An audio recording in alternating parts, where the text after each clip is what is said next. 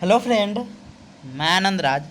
आप सो के भी देखिए, हम फिजिकल साइंस का आपका पाटलिपुत्रा यूनिवर्सिटी का जो मेथड का है 2019 का प्रीवियस ईयर क्वेश्चन हम बीएड फर्स्ट ईयर का लेकर आए। समझे, देखिए इससे पहले हम हिस्ट्री मेथड का डाल दिए हैं।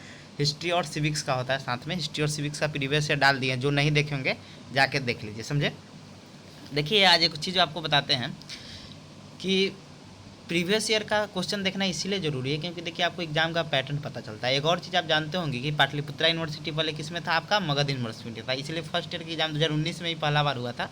इसीलिए आपको क्वेश्चन का पैटर्न देखना बहुत ज़रूरी है। तो आइए हम ऑब्जेक्टिव का आपका आंसर इसका बताते हैं। देखिए आपका जो फिजिकल साइंस होता है, तो जो ग्रेजुएशन में फिजिक्स और केमिस्ट्री जिनका रहता है सब्जेक्ट, उनको फिजिकल साइंस मिलता है, जिसका क्या नाम है, pedagogy of A school subject, teaching of school, sorry teaching of science 1। Code आपका हो गया PS9 और आपका कोर्स का नाम हो गया PCC7A। समझे, तो आइए हम स्टार्ट करते हैं ऑब्जेक्टिव क्वेश्चन। आपका इसमें 2 घंटा मिलता है और 40 नंबर का आपका फुल मार्क्स होता है। तो ऑब्जेक्टिव का 5 को पूछा जाता है 10 नंबर का। तो आइए देखिए, पहला आपका क्वेश्चन है कि प्रोजेक्ट विधि किसने विकसित की थी। देखिए इसका हम सटीक आंसर बताएंगे। देखिए प्रोजेक्ट विधि के बारे में तो मतलब समझिए कि थोड़ा जानकारी दिया था आपका जॉन डीवी, लेकिन उसी का जो शिष्य था, शिष्य यानी चेला जिसको बोलते हैं हम लोग, जो चेला उसका था, तो वही प्रोजेक्ट विधि को विकसित किया था, जिसका नाम था किलपैट्रिक। कथी नाम था उसका? किलपैट्रिक। तो आपका पहला का आंसर क्या हो जाएगा? किलपैट्रिक हो जाएगा। पहला का आंसर आपका क्या हो जाएगा? किलपैट्रिक हो जाएगा। फिर आपका दूसरा है, क्वेश्चन आपका दूसरा है कि अभिकर्मित अनुदेशन का मुख्य तत्व कौन है। देखिए तो इसका आंसर मुख्य तत्व होता है आपका, इसमें पृष्ठ पोषण होता है। कौन होता है? जिसे इंग्लिश में फीडबैक बोलते हैं। तो फीडबैक आपका अभिकर्मित अनुदेशन का मुख्य तत्व होता है। समझे, इसका आ जाएगा what is main element of programme instruction. तो कौन हो जाएगा आपका? तो यहाँ पर फीडबैक जो आपका ऑप्शन दिया है C नंबर में, यही आपका क्या हो जाएगा? आंसर हो जाएगा फीडबैक। समझे, यहाँ पर जो आपका यहाँ पर आंसर हो जाएगा, तो क्या हो जाएगा आपका? फीडबैक हो जाएगा। अब देखिए आपका तीसरा क्वेश्चन है कि from which word heuristic method derive, मतलब किस शब्द से मतलब बना हुआ है। तो आपका ह्यूरेका जो शब्द होता है, ह्यूरेका, इसी से आपका क्या बना है? आपका ह्यूरिस्टिक विधि उत्पन्न हो, मतलब ह्यूरिस्टिक शब्द से उत्पन्न नहीं, तो ह्यूरेका से उत्पन्न हो जाता है। तो आपका 3 का क्या हो जाएगा?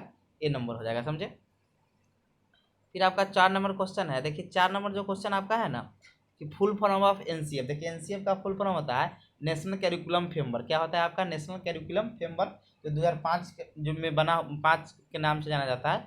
इसका फुल फॉर्म क्या हो जाएगा? NCF का फुल फॉर्म का B नंबर जो ऑप्शन है कि नेशनल कैरिकुलम फ्रेमवर्क, राष्ट्रीय पाठ्यचर्या की रूपरेखा होता है इसका पूरा नाम। हिंदी में नाम होता है, इंग्लिश में पूछा है कि आपका हिंदी में दिया होगा, तो हिंदी देखते हैं क्या लिखा है। NCF का विस्तार क्या होता है? राष्ट्रीय पाठ्यचर्या रूपरेखा। समझे, तो यहाँ B नंबर आपका क्या हो जाएगा? ए वाला हो जाएगा, राष्ट्रीय पाठ्यचर्या रूपरेखा। समझे, फिर आपका 5वां है कि BS ब्लूम, ब्लूम होता है, ब्लूम लिख दिया, वही है ब्लूम, द्वारा विकसित किए पक्षों की संख्या अनुदेशात्मक उद्देश्यों के लिए है 3। कितना है आपका?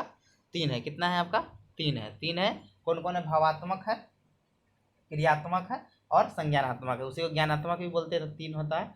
और देखिए तो ये आपका ऑब्जेक्टिव का आंसर हो गया। अब हम देखिए शॉर्ट ऑब्जेक्टिव हो गया, और आपका जो 5 नंबर 10 नंबर का उसका भी आंसर हम जब सबका ऑब्जेक्टिव डाल देंगे उसके बाद हमको टाइम मिलेगा, क्योंकि देखिए मेरा भी एग्जाम है। समझे, 27 से एग्जाम है, और देखिए बहुत ज़्यादा दिक्कत है। समझे, लेकिन आप लोग का हम सोचे लास्ट एग्जाम है, कल लास्ट एग्जाम होगा, तो पैटर्न एग्जाम पैटर्न बता देते हैं कैसे पूछा जाता है।